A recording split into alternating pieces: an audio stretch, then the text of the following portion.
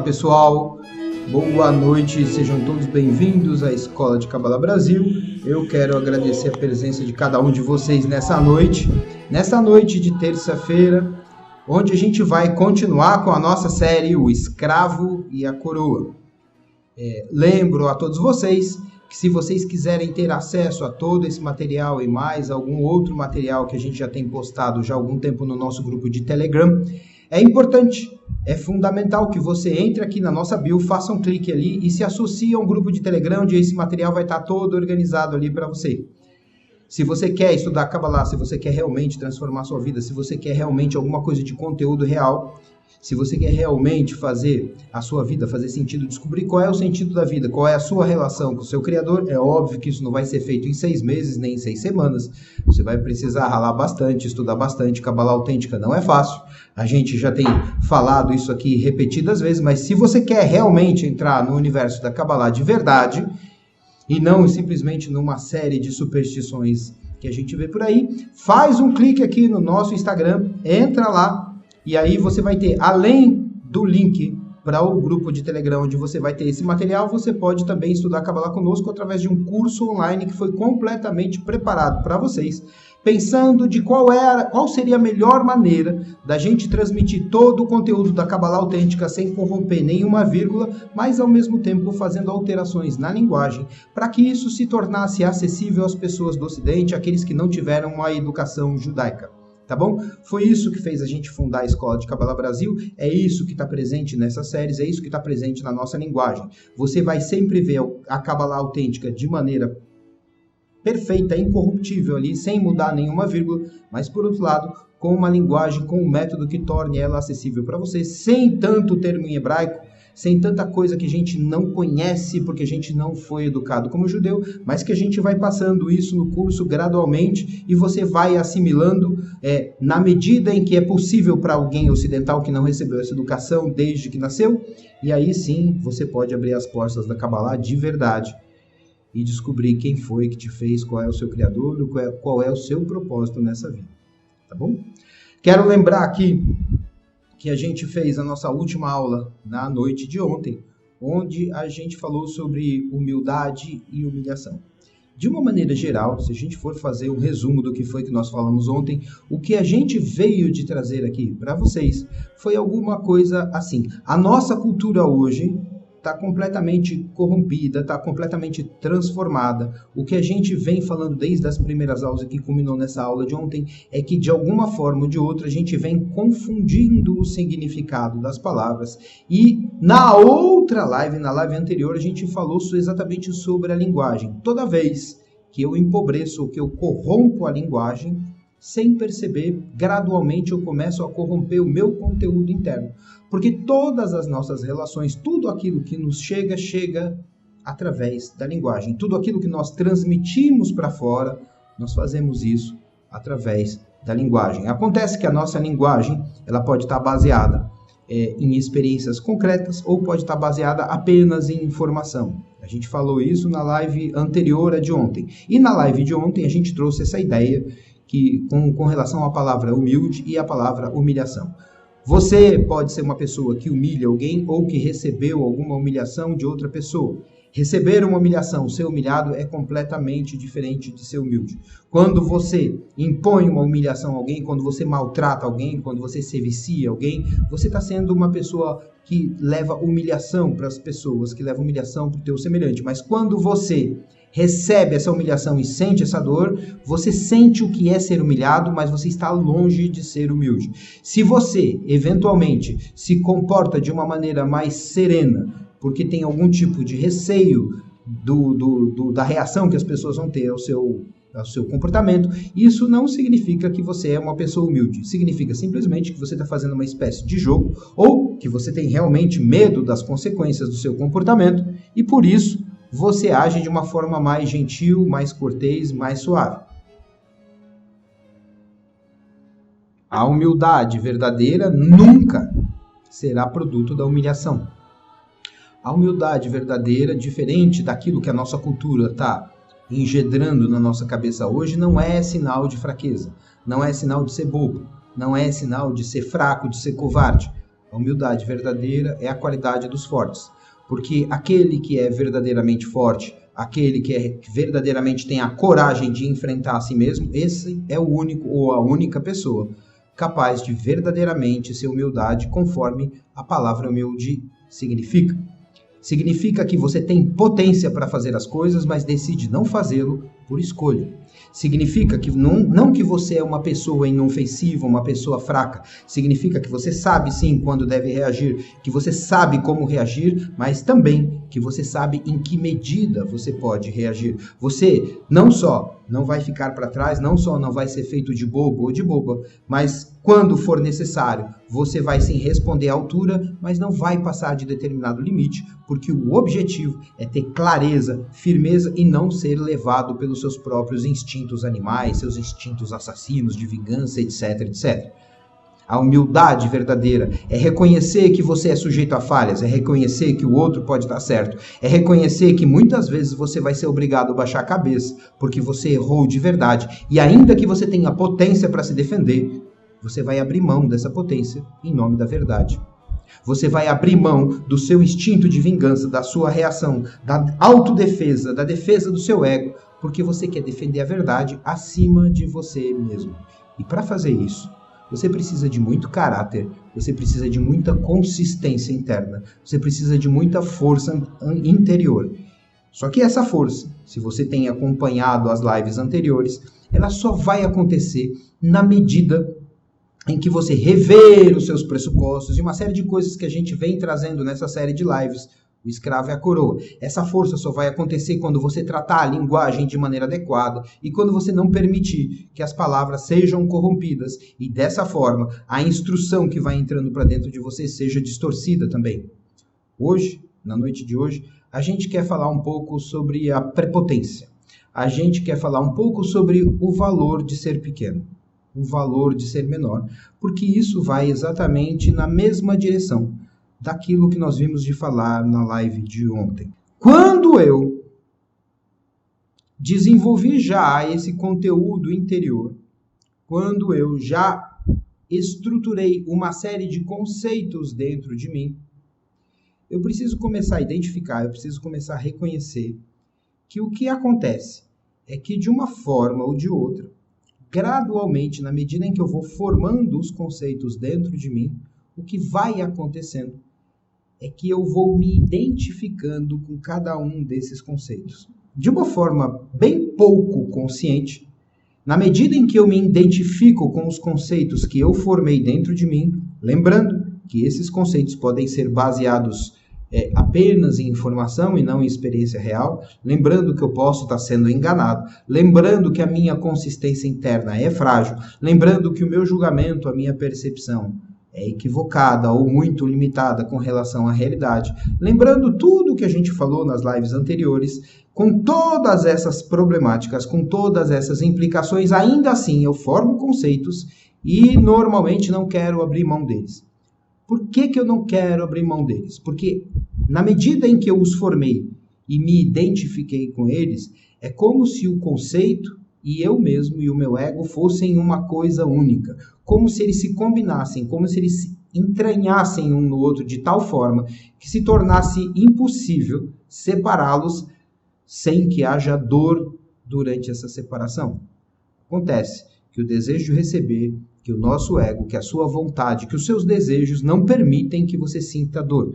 Você jamais vai admitir determinada dor em você mesmo, salvo se você reconhecer uma recompensa que virá por ter suportado determinado grau de dor. Você pode, por exemplo, abrir mão de um desejo seu, você pode abrir mão, sei lá, de uma viagem ou de alguma coisa que você queria comprar imediatamente para poder somar uma quantidade maior de dinheiro e depois receber ou comprar ou adquirir alguma coisa maior do que você estaria fazendo no primeiro momento. É só assim que a gente é capaz de realmente abrir mão de algum desejo nosso. Se a gente não consegue enxergar alguma vantagem, a gente não é capaz de fazer absolutamente nada.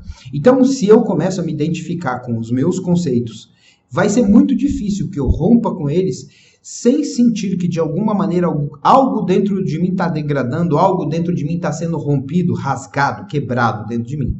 Se eu não fizer isso, na medida em que eu não consigo fazer essa separação entre aquilo que eu sou e os conceitos que eu tenho, eu começo a me bloquear para poder avançar. Porque afinal de contas, se eu tivesse todos os conceitos alinhados de maneira correta, se todos eles fossem verdadeiros, se todos eles fossem consistentes, eu teria atingido um momento ou uma etapa da minha vida onde nada mais seria necessário aprender.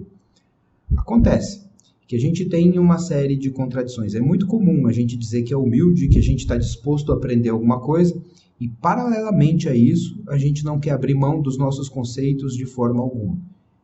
E isso é uma contradição fundamental que precisa ser resolvida imediatamente, se você quer avançar, não só intelectualmente ou filosoficamente ou emocionalmente, mas principalmente se você quiser avançar espiritualmente. Por quê? Porque na medida em que eu quero conservar os conceitos que tenho, é nesta mesma medida em que eu vou bloquear ou frear o meu avanço para um conceito diferente. Eu não posso ir para um conceito diferente, para uma abordagem diferente, para uma percepção superior e diferenciada, se quero simultaneamente me manter onde estou. Eu não consigo me deslocar do ponto A para o ponto B se não estiver disposto a abrir mão da minha posição atual fixa no ponto A.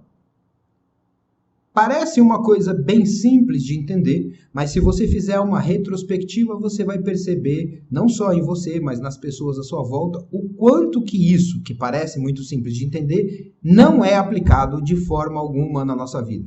A gente quer aprender coisas novas, a gente admite que nós não somos pessoas arrogantes e prepotentes, mas quando chega o momento de ter que romper com alguns conceitos nossos para avançar para alguma coisa superior, isso é tremendamente doloroso e normalmente o que a nossa prática demonstra é que a gente nunca esteve realmente disposto a abrir mão desse tipo de coisa, nunca esteve disposto a abrir mão daquilo que a gente identifica como nós mesmos.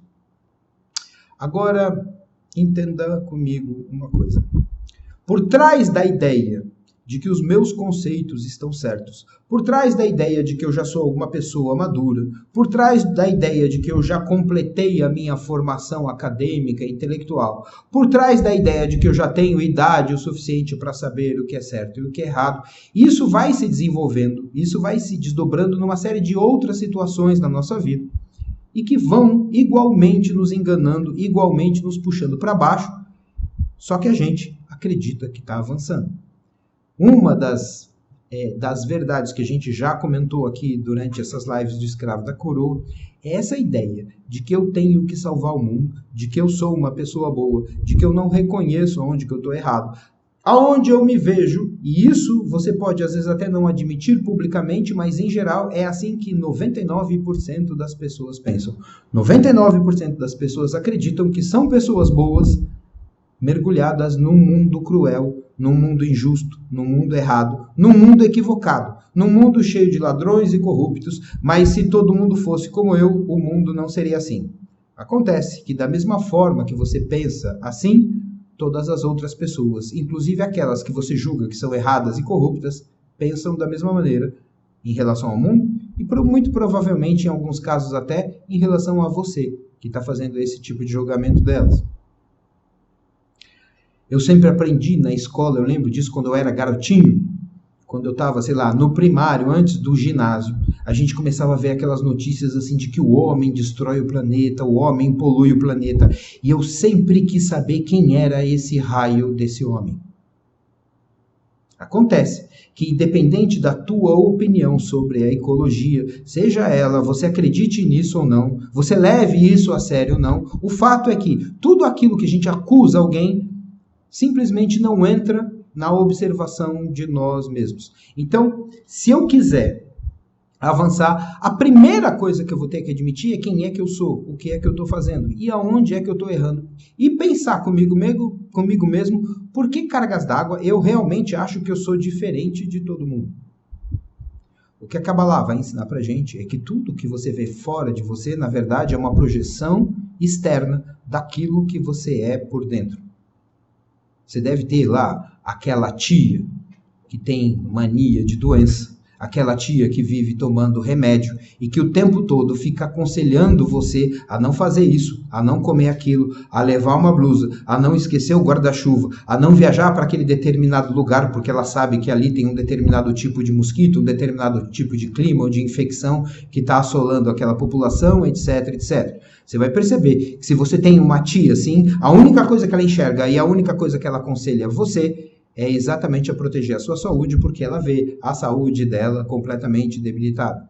Se você, ao contrário, tem alguém na sua família muito bem sucedido, você vai perceber que essa pessoa bem sucedida o tempo todo fala de negócio, o tempo todo pergunta como estão os seus negócios, como vai o seu trabalho, seja você empregado ou dono da sua própria empresa. Essa pessoa bem sucedida vai estar o tempo todo envolvendo você no ambiente dela, no ambiente interno dela e projetando isso na conversa com você. Acontece que se isso é uma regra, eu preciso saber que eu também sou sujeito a essa regra. E quando eu começo a acreditar de verdade que o mundo precisa ser salvo, quando eu começo a acreditar de verdade que sou eu que vou ajudar as pessoas com a sua espiritualidade, sou eu que vou ajudar a ecologia, sou eu que vou ajudar a salvar o planeta, isso é um grande sinal de que quem está precisando de salvação sou eu e não o planeta. Porque o fato é, se o planeta é feito por pessoas, se o planeta é feito de cidadãos, se a sociedade é composta por indivíduos, eu tenho que salvar a mim mesmo. Porque eu não tenho direito de ter ingerência sobre a vida do meu amigo, sobre a vida do meu próximo. A única coisa que talvez eu possa, talvez, e talvez com muitas aspas e muitas ressalvas, que talvez eu possa fazer, é realmente influenciar a minha própria vida numa direção diferente. Acontece que, segundo a Kabbalah, ninguém sai da prisão sozinho. O que esse aforismo cabalístico quer ensinar pra gente é que eu e você não somos capazes de avançar espiritualmente. Quando se fala prisão, está falando da prisão do desejo de receber. A gente não pode avançar espiritualmente sozinho. Por quê? Porque simplesmente nós não temos as qualidades necessárias para ser melhor do que já somos. Você não pode se tornar uma pessoa superior àquilo que você já é. Você pode sim melhorar um pouco a sua condição física fazendo exercício, você pode sim melhorar um pouco a sua erudição se você estudar um pouco mais, mas você não pode, por exemplo, aumentar a sua capacidade intelectual, ela tem um limite. Por mais que você melhore a sua condição física, não importa a idade que você tem, se você é jovem ou não tão jovem, por mais que você melhore a sua condição física, isso também vai ter um limite. Porque os nossos limites já estão estabelecidos.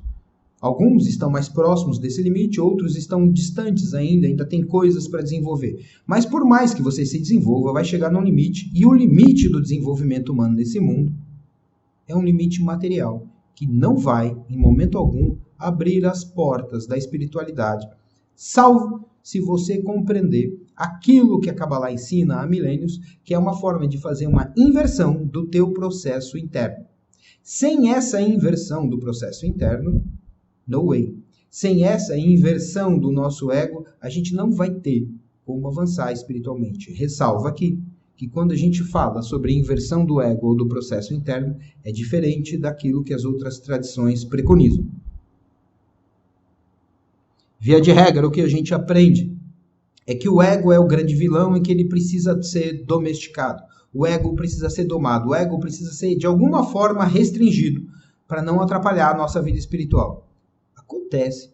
Se tiver que acontecer alguma coisa assim, não sou eu que vou restringir o meu próprio ego. Porque se eu for restringir o meu próprio ego, quem é que está fazendo essa restrição? Eu e ego são sinônimos. Como é que o ego doente vai poder curar o ego doente? Isso não cabe. Isso não funciona assim. Se eu tenho um ego doente, se sou eu que sou o problema e o ego está dentro de mim, não é esse ego dentro de mim que está com problema que vai criar a solução para ele mesmo. Isso não existe. Se você está morrendo afogado no mar, você não consegue pegar o seu próprio cabelo e puxar você para fora. Isso não tem jeito. Se você não consegue alcançar alguma coisa que está no alto, você não consegue segurar você mesmo por baixo do braço e se erguer para poder alcançar o que está a uma altura que antes você não concebia, não alcançava. A gente sempre vai precisar de algum tipo de ajuda externa e isso o Criador gerou de maneira proposital para que dessa forma a gente começasse a perceber que não somos autossuficientes e que necessitamos uns dos outros. Por quê? Porque, na verdade, somos todos partes da mesma e única criatura chamada Adão. Quando a gente vai tentar avançar espiritualmente, a grande verdade que a Kabbalah vai trazer, além desta do ego que eu estou comunicando aqui para vocês, é que esse processo não vai ser nada dourado e violeta. Esse processo de avanço espiritual vai ser deveras espinhoso, deveras quente, úmido, deveras desconfortável. E por que é assim? Porque a ideia que a gente faz de que quando a gente se espiritualiza, a gente começa a ganhar mais dinheiro, de que quando a gente se espiritualiza, a nossa saúde melhora, de que quando a gente se espiritualiza, os problemas vão embora porque estamos de acordo com a lei da natureza, é a primeira afronta às leis da natureza. Porque se eu vou avançar espiritualmente, única e exclusivamente, para ter um efeito colateral na minha vida material, na minha vida particular, isso significa que o meu interesse pela espiritualidade é, no mínimo, secundário. Isso significa que estou tentando avançar espiritualmente e, consciente ou inconscientemente, não percebo que, na verdade, aquilo que eu estou buscando é um pouco mais da materialidade e que a ideia de que avançar espiritualmente vai me trazer uma série de benesses na vida material é o que, na verdade, esconde o meu verdadeiro objetivo, que é um objetivo de me dar bem. Se eu estou procurando me dar bem na materialidade, se eu acredito que na medida em que me espiritualizo, as minhas relações amorosas melhoram, eu encontro a minha alma gêmea, se eu acredito de verdade que quando me tornar um grande sacerdote não vai me faltar dinheiro, é porque eu nunca quis avançar espiritualmente, eu nunca quis me aproximar do Criador. A única coisa que eu quero é fazer alguma coisa, seja lá o que for, aprender uma língua nova, fazer uma pós-graduação, um doutorado, mudar de país, mudar de casamento, mudar de emprego ou abrir uma nova empresa, para poder viver melhor. Então, o que é verdade dentro do meu coração? Se você quer avançar espiritualmente, essas coisas simplesmente não vão entrar no cenário. E é por isso que a gente diz que a Kabbalah trata única e exclusivamente da realidade espiritual. Quando a gente avança nesse sentido, a gente vai começar a tratar de outros aspectos da vida que até então estavam ocultos para nós. Acontece que, por definição, o Criador e a espiritualidade são doação pura. E nós, por definição, somos recepção pura. E eu só posso me aproximar da doação pura quando, de alguma maneira, eu começo a promover um processo de inversão interno. Quando eu começo a promover uma inversão dentro do meu sistema, porque é isso que vai me dar uma espécie de sintonia, uma espécie de semelhança que vai me tornar aproximado da onde eu estou querendo chegar. Se eu fico o tempo todo buscando a materialidade, o que eu vou produzir ou deixar de produzir são resultados na materialidade. Eu posso produzir ou não. Mas eu não tenho nenhuma possibilidade de buscar coisas na materialidade, ainda que com a desculpa, ou ainda que com a capa de estar buscando a espiritualidade e achar que eu vou produzir um verdadeiro resultado espiritual. O verdadeiro resultado espiritual vai vir de uma diminuição do ego. Não da ideia de que eu vou ter que salvar o mundo porque eu sou uma pessoa boa que esconde por trás toda essa fantasia que me tira do verdadeiro caminho. A ideia de avançar espiritualmente significa que eu vou internamente encontrar com a minha escuridão e a partir desse encontro e a partir deste confronto com esse lado escuro dentro de mim é que eu vou avançar grau por grau rumo ao Criador. Diferente do que a gente vê em algumas ilustrações onde tem uma escadinha subindo para um céu cálido, dourado e azul claro. Na verdade, se você quiser avançar espiritualmente, você vai ter que mergulhar nas profundezas de tudo aquilo que é escuro, incógnito e temeroso dentro de você. E dessa forma, eu posso garantir para vocês que não vai ser fácil. Além de não conseguir controlar o nosso ego, porque isso não faz sentido, a gente precisa saber que o caminho espiritual não é fácil. Jesus foi pregado numa cruz. Buda teve que sair do castelo e passar fome e sede durante anos na floresta, seminu sendo picado por insetos, vivendo como um asceta. Madre Teresa de Calcutá dedicou toda a sua vida aos pobres, deixando o conforto do mosteiro. Moisés O nosso mestre Moshe Rabbeinu deixou o palácio do Egito, onde vivia como um rei, e foi, junto com o povo de Israel, viver 40 anos na areia do deserto, sem ter o que comer, sem ter água para beber, sem ter esperança de onde iam chegar com aquilo ali, a não ser a sua fé no Criador do Universo. Se você for ver, ou se você for acompanhar toda a história dos sábios, todos eles, todos aqueles que são verdadeiros e todos aqueles que a gente admira, fizeram um pouco desse caminho, ou o total desse caminho, de uma forma ou de outra. Todos eles tiveram que abandonar aquilo que era agradável, aquilo que era confortável, para ir atrás daquilo que era verdadeiro, e trocar a verdade pelo conforto é uma escolha, e essa é a primeira escolha espiritual que você vai ter que fazer. E sendo uma escolha diferente do teu desejo, diferente daquilo que nós somos constituídos, ela nunca vai poder ser agradável no início. Se você quiser avançar, se você for mergulhar na sua própria escuridão, você vai ter que abaixar a cabeça. Você vai ter que se fazer humilde, você vai ter que se fazer menor, você vai ter que reconhecer que você não é capaz de ajudar ninguém, que você não é capaz de salvar o mundo, porque você mesmo é a pessoa que está mais perdida do que todos os outros. Quando você começa a reconhecer isso, a gente vai começar a entender uma das coisas que está escrita no livro do Zohar, que é a seguinte: uma coroa não pode estar em duas cabeças.